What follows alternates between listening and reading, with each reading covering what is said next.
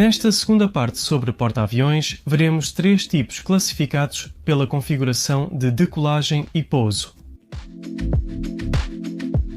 Vamos conhecer um pouco da história do desenvolvimento dessas superestruturas incríveis.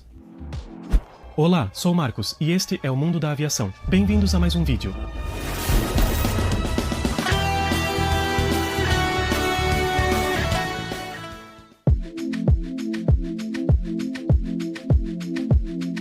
No momento em que faço este vídeo, em abril de 2020, existem no mundo 22 porta-aviões operacionais. Metade deles, especificamente, são norte-americanos.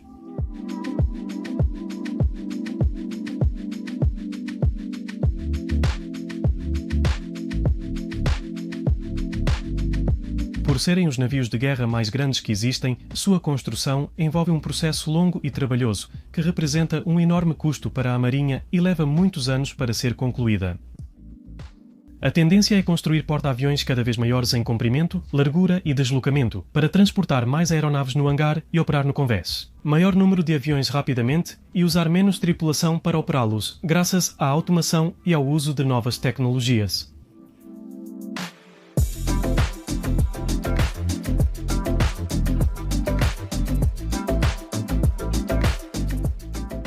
Existem três tipos principais de configurações de um porta-aviões em serviço, divididos pela maneira como o avião decola e aterrissa.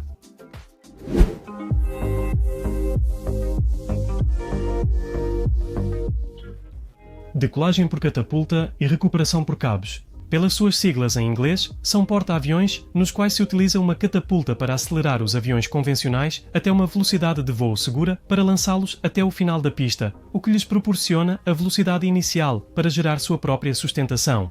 No pouso, usam-se cabos de parada e os aviões possuem ganchos instalados. Tudo isso eu expliquei no vídeo anterior, a parte 1 de porta-aviões. Deixo os links nos cards acima e abaixo para quem não viu o vídeo.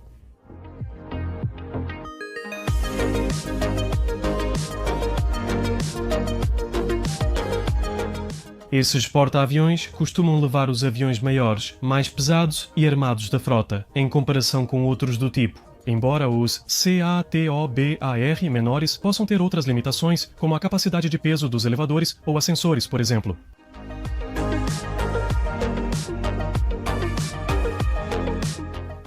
Apenas duas nações operam esse tipo. O único é o porta-aviões da França, o Charles de Gaulle e os Estados Unidos, com os 10 da classe Nimitz ou os novos da classe Ford que vão substituí-los. Outras nações que tiveram esse porta-aviões incluem o Brasil, com o São Paulo, desativado em 2013, e o Minas Gerais, ativo até 2001. A Argentina operou o Armada da República Argentina 25 de maio até sua desativação em 1999.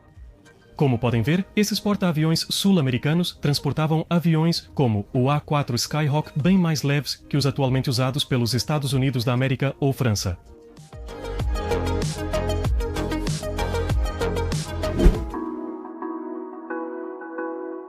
Nos porta-aviões do tipo Stobar ou de decolagem curta, mas recuperação e pouso por meio de detenção, como diz a sigla em inglês, o avião decola com seu próprio impulso usando uma rampa de decolagem ou ski jump, em vez de ser lançado por uma catapulta.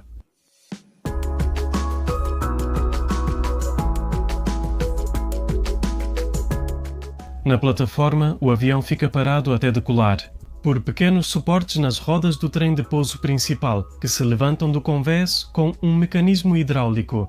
Pouco antes da decolagem, o piloto acelera os motores ao máximo. Em seguida, os suportes das rodas descem rapidamente por meio de um pistão de ar comprimido para que o avião saia pela rampa com toda a energia disponível. O pouso é igual ao caso Catobar, com a aeronave recuperada pelo aeroporto usando cabos de retenção. Esse porta-aviões geralmente está limitado a transportar aviões mais leves e com mais restrições de carga. Os aviões capazes de operar nesse tipo de porta-aviões são, por exemplo, os Sukhoi Su-33 e os Mikoyan MiG-20 e 9K, a versão naval dessa aeronave. O único porta-aviões operacional desse tipo hoje é o russo Almirante Kuznetsov. Mais adiante no vídeo veremos curiosidades desse porta-aviões, pois é bem diferente da classe Nimitz do primeiro vídeo. Na Marinha Indiana, o Vikramaditya é uma modificação da classe Kiev de porta-aviões russos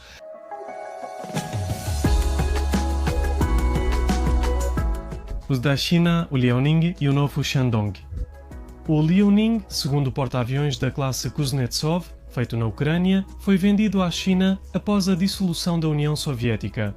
Mas o Shandong foi totalmente fabricado na China, baseado no modelo anterior que mencionamos.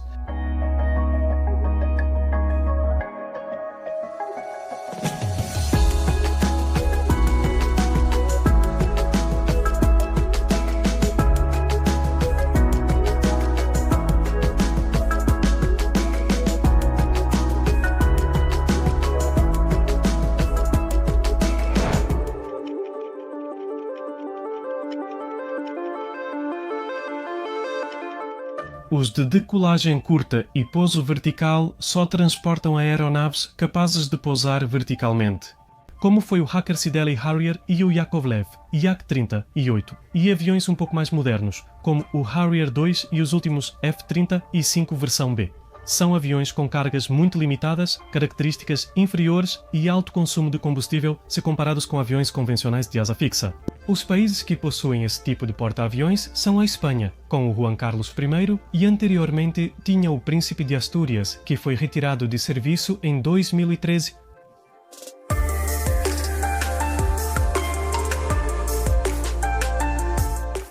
A Itália tem o Caburg.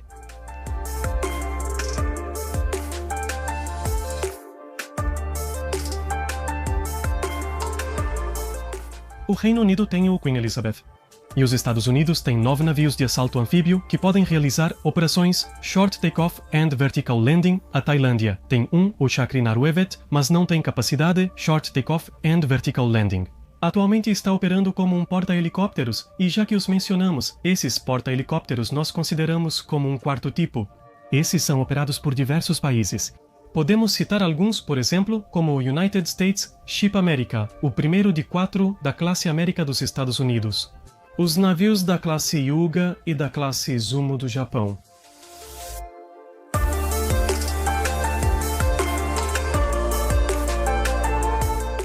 Porta-helicópteros são usados como navios anti-submarino e de assalto anfíbio. Embora todos os porta-aviões atuais possam operar como porta-helicópteros, só são considerados como tais aqueles que são especificamente capazes de receber pousos de helicópteros e, portanto, não possuem instalações para pouso e decolagem de aviões, exceto para aeronaves de decolagem e pouso vertical, como os F-30 e 5B. Aqui apresento as diferenças de tamanho entre os principais porta-aviões operacionais do mundo ou que estiveram em operação até alguns anos atrás.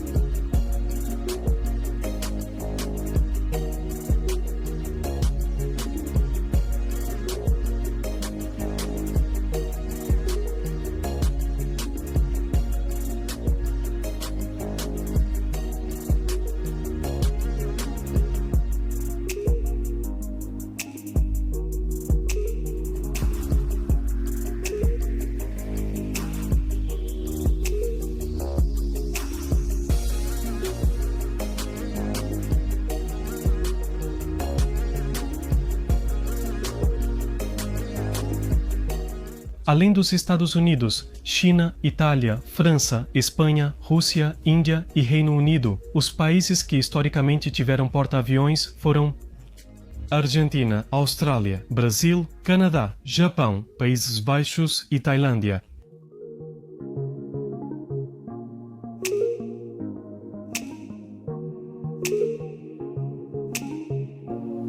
Os primeiros testes de lançamento de um avião a partir do convés de um navio preparado para esse fim ocorreram em 1910, a partir do United States Ship Birmingham. Era um cruzador de escolta com uma pequena pista na proa, suficiente para a decolagem e pouso de um dos aviões primitivos da época. Foi a Marinha Japonesa que realizou o primeiro ataque aéreo a partir de um navio. Um único avião lançado deste navio atacou, na Baía de Tsengato, um cruzador da Marinha Austro-Húngara. Até a Segunda Guerra Mundial, os porta-aviões foram gradualmente desenvolvidos, mas não usados em outros conflitos. Ainda se considerava que o rei dos mares era o couraçado. Nos confrontos do Pacífico, os porta-aviões tornaram-se essenciais pelas grandes distâncias, além do alcance dos aviões da época. Os porta-aviões foram tão importantes nos confrontos do Pacífico que as diferentes marinhas os consideraram um alvo principal. Concentraram as batalhas em proteger seus porta-aviões e afundar os inimigos. Nessa época, surgem os primeiros aviões com design adaptado aos porta-aviões ou variantes criadas para operar embarcadas. Porta-aviões só foram afundados na Segunda Guerra Mundial, não após o conflito. Depois, continuaram crescendo em tamanho e importância. Os superporta-aviões atuais são capazes de deslocar mais de 75 mil toneladas.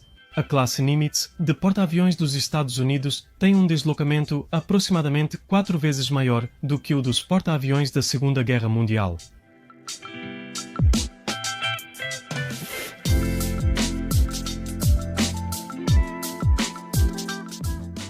Nos Estados Unidos da América, embarcações acima de 75 mil toneladas são chamadas de superporta-aviões.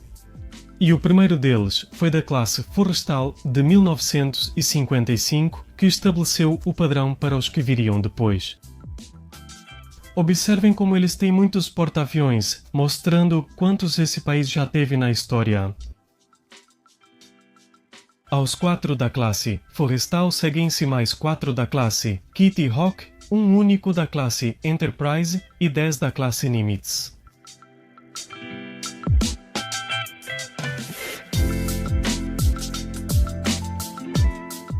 Por terem menos poder de fogo que cruzadores ou destroyers, porta-aviões são considerados vulneráveis a ataques de navios, aviões, submarinos ou mísseis. Por isso, os porta-aviões costumam ser acompanhados por um grande número de outros navios para fornecer proteção a eles, fornecer suprimentos e prover capacidades ofensivas adicionais.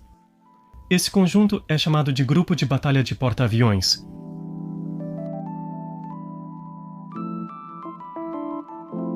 Porém, outros têm lançadores de mísseis e defesa antimísseis, como o Almirante Kuznetsov. Apesar de deslocar 40 mil toneladas a menos que os Nimitz, este porta-aviões tem só 33 metros a menos e cerca de 300 metros de convés.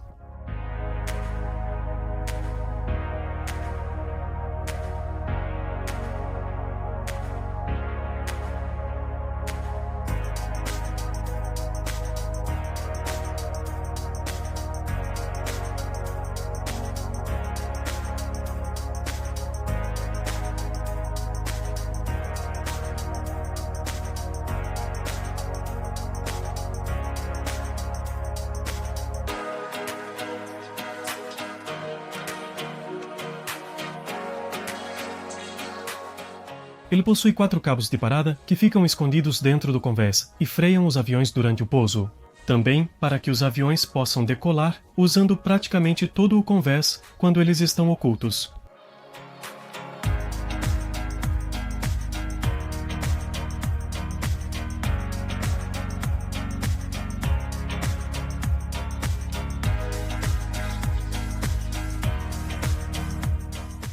Ele possui 3 plataformas de lançamento para a decolagem sem catapultas,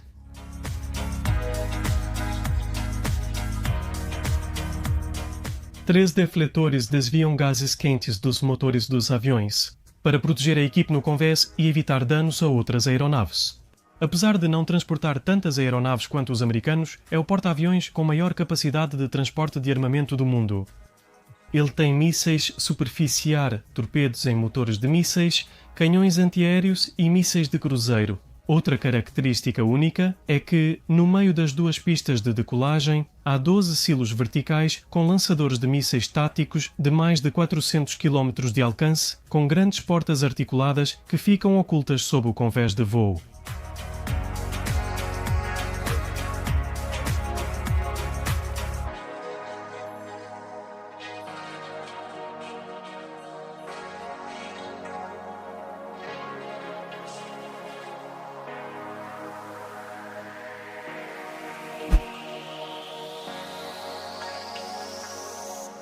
Um dos porta-aviões mais modernos é o United States Ship Gerald Ford, com 100 mil toneladas e 337 metros de comprimento.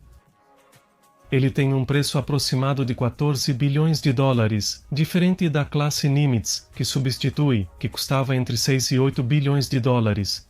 Este transporta mais de 75 aviões e necessita de cerca de 1.000 tripulantes a menos que os da classe Nimitz, somando cerca de 4.500 pessoas. Isso supostamente geraria economia a longo prazo, pois esses porta-aviões foram feitos para durar mais de 50 anos. Espero que tenham gostado. Meu nome é Marcos e até um novo episódio do Mundo da Aviação.